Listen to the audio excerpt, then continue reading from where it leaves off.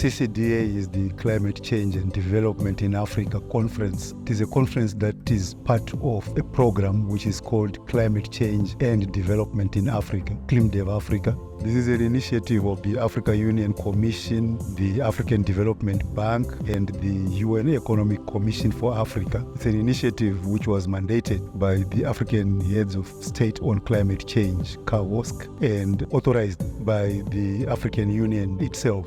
This is CCDA-XI. It is actually different from the previous 10 CCDAs in the sense that it is being convened as a technical pre-workshop for the Africa Climate Summit. And the Africa Climate Summit is the first climate summit which brings together heads of state and government to develop an African position on climate change, a global position. And so the CCDA is actually organized in such a way that it is mirroring the themes of the climate summit. So all of the themes that we are discussing in CCDA are exactly the same themes as we have in the summit. In my view, the COPs have created awareness and have profiled the challenge presented by climate change and associated challenges like air pollution, energy poverty, food poverty, particularly in Africa, where we have difficulties in implementing climate change solutions.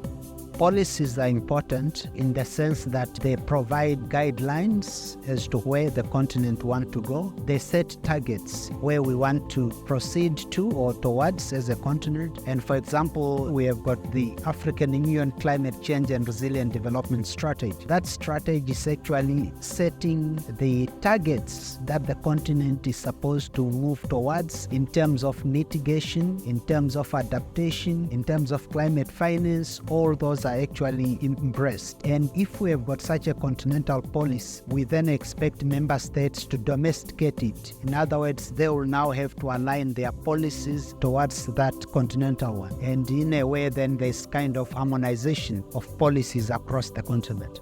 It's important for us to know that finance alone is not a solution. Many countries are not absorbing the money they're given. It's for many reasons, but one of the reasons is also that you need technical capacity. You need the technologies, you need the right expertise, you need the infrastructure. So if you don't look at technologies, you don't look at technical experts, you don't look at the infrastructure, even if you have the finance, it will not help you. And that's why it's important that as we think about discussions on increasing climate finance to Africa, we should also look at building the scientific capacity and the technological capacity so that investment, for example, in the renewable energy, provide opportunities locally instead of, again, exporting jobs within the continent.